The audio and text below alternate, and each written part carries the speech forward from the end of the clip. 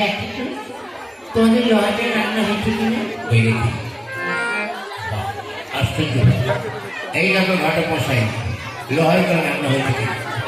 ওই দেখি দেখি, লোহার কলায় জ্বলিয়ে গল বানিয়ে দিয়েছে। আরে জ্বলিয়ে গল নয়, বলো গলিয়ে জল বানিয়ে দিয়েছে। হ্যাঁ তাহলে আমার মেয়ে সতী একেবারে 1 নম্বর খাঁটি সত্যি, কোনো ভেজাল নেই।